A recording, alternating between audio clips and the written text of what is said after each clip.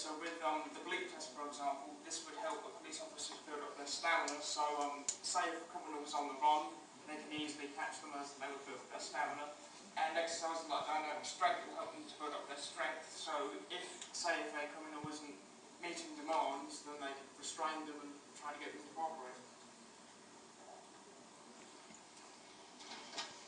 Fitness in the fire service. Being in the fire service, you have to deal with a wide array of situations and environments, such as hot and humid atmospheres, dark and confined spaces, and working long hours during the night when your body is telling you to rest. This means you have to be physically and mentally fit to deal with these different environments the fire service have to deal with. If a firefighter was unfit, they would have great difficulty accomplishing the tasks they have to deal with. Firefighters need to be physically fit to do their jobs as daily as possible. This shows that fitness is very important for the fire service because a high level of fitness for the fire service means saving more lives. As you can see, the fitness requirements for the fire service are more practical and resemble real-life situations compared to the police force. This may be because the fire service always use their equipment in emergencies, and therefore the need to assemble and disassemble the equipment quickly is a dire need for the fire service. Also, speed and efficiency is everything when it comes down to saving lives.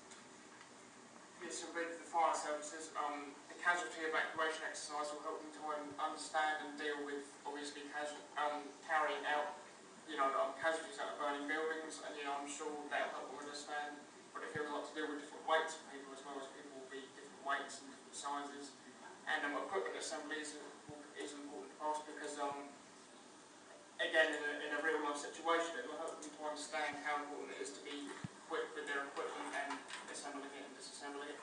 And with enclosed space exercises, this will help them with their confidence, and also just to deal with confined spaces, as I'm sure in some instances they'll have to squeeze through confined spaces and deal with real hazards like smoke and things like that. So fitness in the armed forces. Being in the army, you can be carrying heavy gear around, going on long patrols in hostile areas, and climbing up and over obstacles. All of these exercises require a lot of upper body strength and stamina. An unfit soldier would not be able to do a lot of the tasks a fit soldier can. Showing that there is a need for good quality of fitness. This also shows that fitness is very important in the armed forces. The standards for fitness in the army are higher than the police standards because soldiers' lives are at a lot more risk and they are carrying out a lot more rigorous tasks. Also, soldiers' physicality is being tested more frequently and in many ways in the armed forces. The fitness tests are different for each of the public services. They have been altered because the tasks they have to complete within these jobs are different and some are more rigorous than others. So without fitness in the uniform public services, you will see a very different military, fire service and law enforcement. Fitness is very important in the public services and allows employees to accomplish their job more efficiently.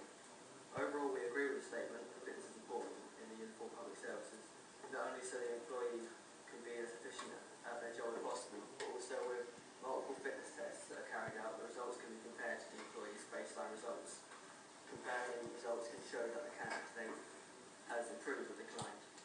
If the results have improved, then this can show that the candidate's body is improving and is more able than before.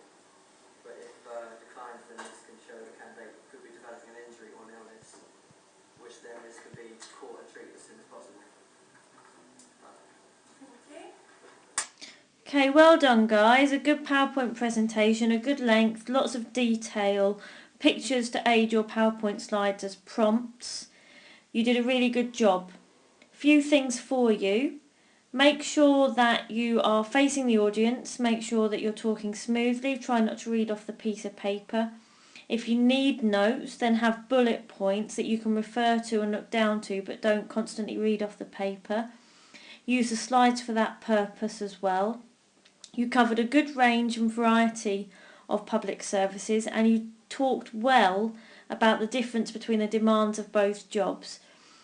To improve in future, I think I'd like to see far more reference to the actual tasks that they do in the public services and the day-to-day jobs and to how they can do that job much better with the fitness. So it's just pulling it all together a little bit tighter, a little bit more analysis. What you did was a good description, a good explanation.